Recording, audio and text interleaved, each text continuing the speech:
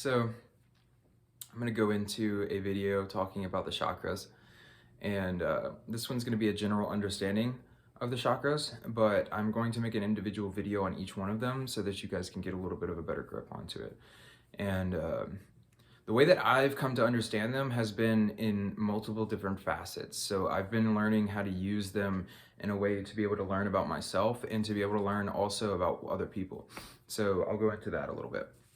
So the way that I see the chakras is as energy points or centers, but they're all connected together. So you have all of these different energy kind of vortices that move through your body, and they all are represented by feelings, by thoughts, by emotions, by kind of your whole general outlook or perspective on life, and also by your paradigm, your paradigm. So as your paradigm shifts, the chakra that you're sitting in will shift with that. And this also shifts and moves throughout the day, and you can move or sit in multiple chakras at the same time as well. So also based on your environment and the people that are around you, and also the kind of experiences that you're having at that moment, you can sit in one or more chakras dependent on the other people that you're listening to at the moment too. So if one person's sitting in the ajna and the other person's sitting in the heart and then another person sitting in the sacral, you could have all three of those activated at one time, and they could be all kind of combining together into make a specific experience for you. So to start off, let me just give a general overview of the chakras. So the root chakra is your red ray chakra, and then I go into colors. So I use colors to describe experience, I use colors to describe mood, I use colors to describe a general outlook or life experience, and I will explain this throughout the thing. So your red ray energy is your base survival instinct energy. It's what is activated highly whenever you get that fear response, or you get the response to make a move in some sort of way out of without thinking. But in a primal sense. It also has to do with your sexual energy, but it is the kind of feeding of the life force energy. And the life force energy and your sexual energy are one and the same. There's no difference between the two of them. The way that you can almost prove this to yourself is by recognizing that sexual energy was the energy that was used to create your life. You see, so they're connected intimately. So as you cultivate and move your sexual energy, you cultivate and move your life force energy as well. This is why it's really good to learn how to control your sexual energy and not to just purge it out all the time based on your desire. It's good to cultivate both a method of control, but also a method of release as well. Because if you have no way of releasing that energy, you may be cultivating it, but it's just going to build up and it's going to come out as lower chakra kind of ways. So it's like for me, when I didn't know how to cultivate this energy, a lot of times my red and orange ray energy would start to build up, and it would build up, and I had no way of releasing it other than by sexual means. And otherwise, it would come across to me as anger, and it would come across as really bitter kind of feelings. And the reason was because that energy sat in the lower chakras. It was stuck in the sacral chakra, and it was churning basically, and then turning into sour milk, if you want to call it like that. It was the fruits of my experience were turning into sour fruits because I was not learning a new way to eat the fruit, if that makes any sense, speaking in metaphor. So your red ray energy is your base survival chakra. It's your instinct, your drive, your motivation to kind of move into this world. It's always active and it's always moving energy. And especially in sexual energy transfers, there always is that red ray activity because you are moving energy in between two different bodies of energy. And so the next is the sacral or orange ray chakra. And this is your sexual desire, your sexual energy, also your creative energy and your creative flow as well. So the stronger that you cultivate your orange ray energy or your sacral chakra, the more creativity and the more drive and motivation to be creative that you'll have. It also corresponds with joy, and it also corresponds with a feeling of satisfaction with life. So if you make it or cultivate a really powerful orange ray and you balance it in the right way, then you can actually experience a level of joy through just sitting, and the same level of joy that you get from sexual experience, because when that activates, that's the orange ray chakra activating a lot, and that's why you feel that level of joy at the peak of that experience. It's because you're activating that chakra to a higher degree. But what people don't recognize is that they can actually activate that chakra to that same degree that they're at the peak of those experiences, and hold that as a constant state of being. And that comes from cultivating this energy and learning how to control it and move it upward. Once you get a really powerful sacral chakra, then it's almost like you can push energy up a lot easier, because it's almost like it's like the force that's pushing the energy up. Your yellow ray energy is your solar plexus chakra. Your solar plexus chakra corresponds with your willpower. It also corresponds with your self-confidence and with your feelings of basically being able to influence large groups of people as well. And then the sacral chakra also has to do with influencing individual people. So it's your individual basis. So it's like when you speak to somebody individually and you have a very strong influence over them, that is using your sacral chakra in order to be able to kind of move the conversation in a way that flows with you. The yellow ray is like if you have groups of people and you're talking to them, then to get all of their attentions at the same time would require a more powerful yellow ray, because that self-confidence kind of like exudes through you once you start to activate that. And when that happens, then you have this aura that invites people to listen to what you have to say, because it just sounds like you know what you're talking about.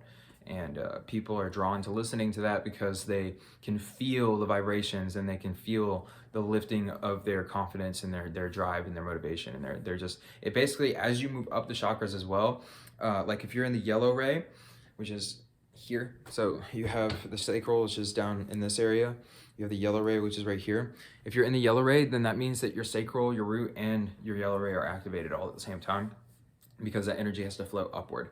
Once you move into the heart, it's kind of different, because you start to access different realms of energy. What I mean is like different points or set points of energy that move downward as well. And then you'll have this kind of cultivation of energy from down and coming down and coming up. And then when they meet in the heart, then they'll move out and up at the same time. So the heart chakra is your green ray. Green ray energy is the energy of unconditional love, devotion, absolute bliss, or unconditional love. The green ray is activated through it's through surrender and through allowing the self to let go of the need for power or control or manipulation. The yellow ray has a lot to do with power. The orange ray has a lot to do with desire. The green ray energy, or the heart chakra, is activated through cultivating loving awareness of your environment and your surroundings. The blue ray energy is the throat chakra, and the throat chakra is activated through loving devotion. So basically the way that you use your throat chakra, and this is in positive polarity, by the way, the way that you use your throat chakra is by activating your heart chakra and then using the throat to communicate that love that you feel in your heart. So, and then the more powerful that you cultivate the lower chakras, the more that you'll be able to push that energy into the heart and transmute it into love. And then the more deeply that you'll be able to feel love. So as you move this energy up, the kind of nature of the experience starts to change. So the yellow ray would be this kind of a thing. It'd be like, and then the kind of the green ray would be like that kind of a thing. And then the blue ray would be the communication of that love that you feel and that power that you feel at the same time. So it's like it's like an ability. It's like in one of the previous videos that I made where I was just exuding love, that is using the throat chakra to activate the heart and transmute that energy and send it to other people. So the throat chakra is all about communication with other people and things, and your environment around you, and also picking up information from all these different kinds of aspects or places or things. It's also about articulation of information as well. When you sit in your throat chakra, a lot of times you don't even have to say specific things. You just have to kind of speak, and then the messages of higher consciousness will just come across to the other people, because your throat chakra kind of acts as a carrier for higher dimensional information, and the higher that you sit in a dimension, the easier that message will be carried to another, and the more that other people can pick it up as well. The ajna, or the third eye chakra, is activated through cultivating wisdom, and also through cultivating the feeling of worthiness. So in order to activate your third eye, you have to feel worthy of the experience of the third eye. And what the third eye is when you start to see the unity of everything. Everything starts to connect itself, and then what happens is that you can tap into other people and places and things by just thinking about them, because you recognize that you and that other thing are no different from each other.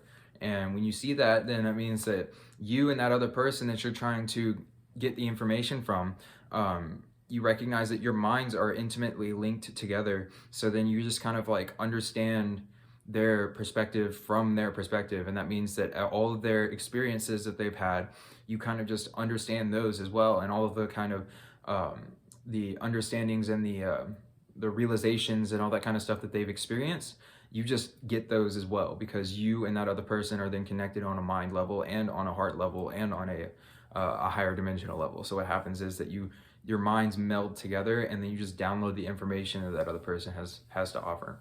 And that's just on a personal level.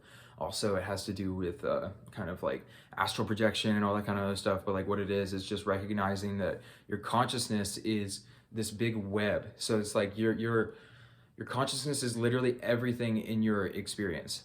So if you think about it like this, you have like, imagine that you have this giant web, right? And then you think that you are a spider on this web, when in reality, you are the entire web itself. So if you are here as this spider, and then you recognize that you are the web and the spider at the same time, then what happens is that, and imagine this whole screen right here is a web, right? And you want to move yourself from here to here, right? All you have to do is recognize that there's no difference between here and here. So this and this are both the same thing, because they're both part of the web, and you are the whole web. So it's like taking your attention and moving it, and imagine that your body is the web, right? So it's like you can, by moving your attention, you can actually become different parts of your body. So you can feel into your hand, and then you can move your attention to your head, and you can feel your head, right? And that's moving your awareness, or your state of consciousness. So imagine that you are like this little kind of being that moves with your awareness, right? Because that's how the light body works, is where you put your awareness is where your body moves, or your light body moves. So if you take your awareness and you put it onto this part of the web, then all of a sudden you move from here to here, because you recognize that you are both of those parts. It's as if you were moving yourself from thinking that you are the head to thinking that you're the hand. All you have to do is just recognize that you are both the hand and the head at the same time, and then you can move your awareness from thinking that you're the head to thinking that you're the hand. And this is how people, or yogis and things, would also dematerialize and rematerialize their consciousness in other places and things and stuff like that. And the deeper that you can recognize this energy and this kind of like understandings, the more that you can actually explore these different realms of moving your consciousness through your light body, and activating your Merkaba, and activating all these different kinds of psychic abilities and things like that. They all come through this understanding of unity and awareness of the kind of interconnectedness of everything. That's the ajna. The Crown Chakra is when you open your Crown Chakra, you open the gateway to intelligent infinity. So you start to recognize on a deeper level that you are connected with everything around you, and then all of a sudden you become one with everything. That's what happens. It's like the 1,000-petal lotus opens up, and then you recognize that you are both the lotus and the petals at the same time. So the petals, and I've talked about this in a previous video, but like the petals are, like, if you think about the hand as being the 1,000-petal lotus, these are like people that you think are individual people, and then you move your awareness to the point where you see that you're the whole hand, and then you move the awareness to where you see that you're the entire screen. So you're not just this body, but you're also this whole thing back here too. This whole background, this whole environment, everything. You're all of your experience, because you're creating everything for yourself. You are literally God experiencing itself through physicality and through this lifetime. That's when you open up the Crown Chakra. yeah, I know that I really quickly went through this kind of stuff, but I just really wanted to kind of put this out there really quick just so that you guys can get a general understanding about this stuff. And I really want to go much deeper into individual ones and talk about some of the deeper experiences that I've had, understanding each one of them, and also how you can associate yourself and which chakras you're experiencing and all the other people, and you can start to see why other people do the things that they do. It's because they're sitting in specific chakras, and those chakras have specific kind of reactions to external stimuli.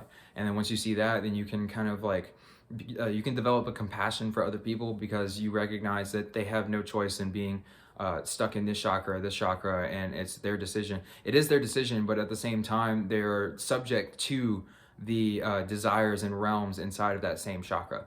So you can develop compassion by realizing that these people are just part in their journey, and this is where they're at. And then you kind of like don't get upset about them for being however they are, because you recognize that that is just their journey. That's just their karma that they're playing out. And as soon as you start to project yourself into their karma, then it becomes your karma, and then you take on their karma, and then all of a sudden you are starting to experience all the same emotions as the other people. And I'll talk about that too, going deeper into the projection and deeper into how you take on karma from other people by just putting your attention onto them and by accepting the things that they tell you. If something doesn't feel good to you, then don't accept it. You can hear it, meaning like you can just sit there and listen to it, but don't think that what they're telling you is true. Your truth is only going to come from you, and your truth really only feels good. So recognize that too, is that if something doesn't feel good to you, meaning like in your heart, if it makes your stomach drop or it makes you feel queasy or bad or anything like that, then recognize that there's something there that's not true, and that there's a lie that's being presented to you. And you don't have to get upset at the other person for lying. They probably don't even know what they're doing, but just recognize that and just disregard it, meaning like you can take on the information that resonates with you, but if it doesn't resonate with you, then don't take it on. Like if somebody's like shaming you or making you feel bad about yourself, all you have to do is just recognize that that is them projecting the way that they feel about themselves onto you. And if you accept that, then you accept their karma as being your karma, and then you become an angry person too, or you become an upset person too, or a sad person, or whatever it is. So this is how you disconnect yourself from other people's energies on a more heart-based level. And you're connected with them, but you just choose, and you pick and choose what it is that you want to be, rather than kind of accepting whatever it is that other people project onto you. I feel like this has been a good one, so I'm gonna make a couple more later on, and I hope you guys have a wonderful rest of your day, and thank you all. Namaste.